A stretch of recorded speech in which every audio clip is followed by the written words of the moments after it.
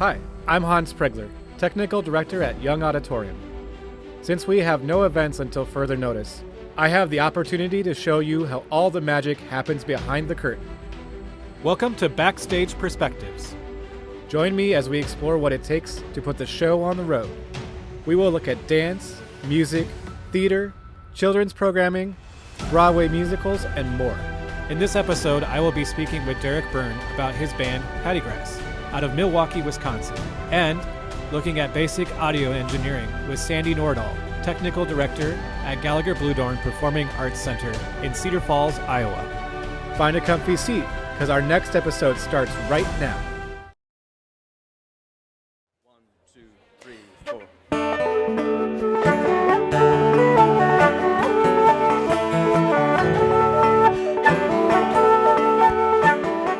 Growing up in Ireland, it's a very musical country. Everybody plays an instrument, everybody sings, everybody dances.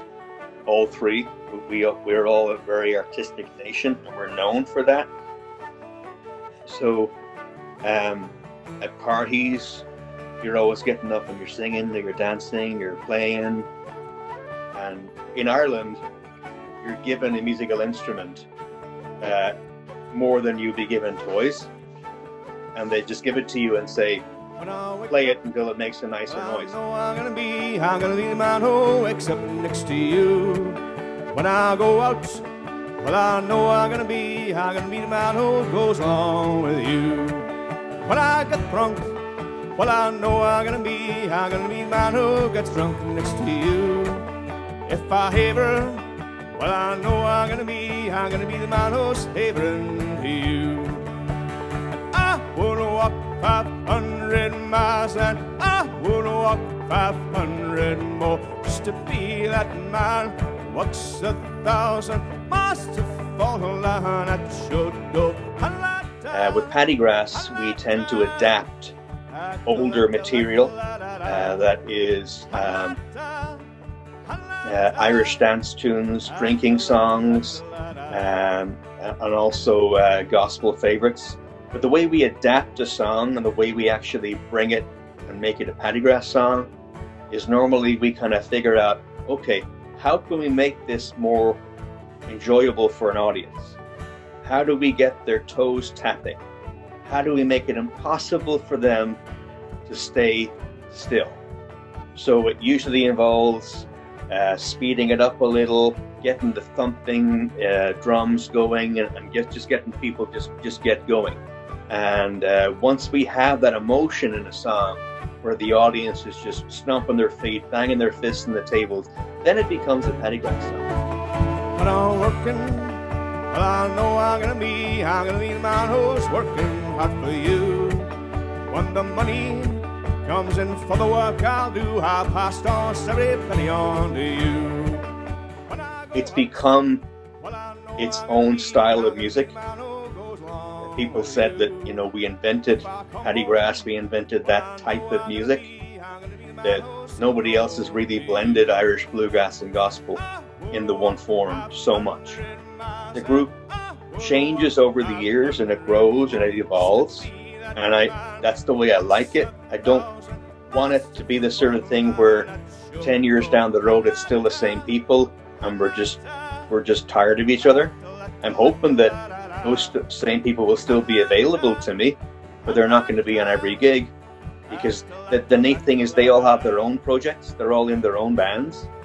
They're successful musicians without me, so they've got that confidence and that expertise, and they're wonderful to play with for that reason.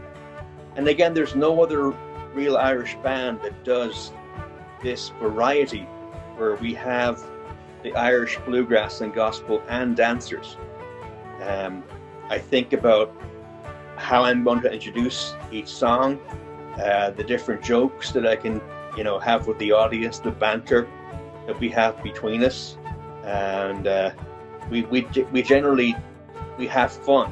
And I want to try and relax the band and relax the crowd, so we can just really be at ease and just have a lot of fun. And that's all part of bringing the show together, is having that atmosphere and having that fun.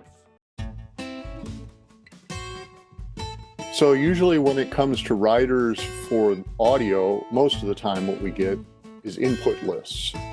On larger shows that tour more, we also do get stage plots, and then also backline requirements, which would mean, if they're not traveling with their own instruments, they need instruments that we provide them. Otherwise, if it is a show that does not carry any of their own equipment, then we just discuss what I do have in-house and whether they need anything to supplement that. If there's something that they would rather have. You're always laying cable, you're putting up the mic stands, speaker stands. I come 2 hours early for a gig. And if I'm setting up in a club or a bar or a festival, I'm always there 2 hours early. Plug in all the equipment, get the mixers and the mics working, and doing a sound check probably 45 minutes before the show. And if something goes wrong, finding that cable, that one cable. So sound check, usually what happens, the first thing is, even before you get the band on stage, you're going to want to do what's called a line check.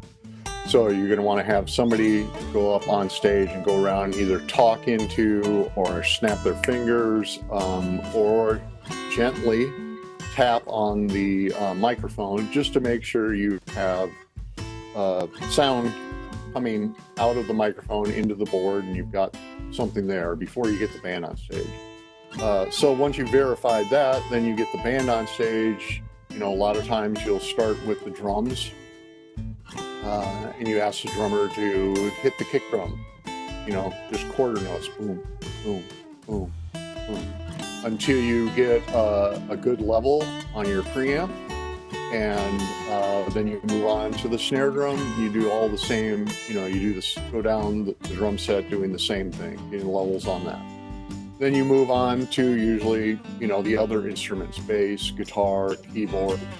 Then you bring the vocalists in, do a sound check with each of their mics, get a good level, and then you have the band run a song. The purpose of stage monitors is so that the musicians, the artists on stage, can hear back what they need to hear back.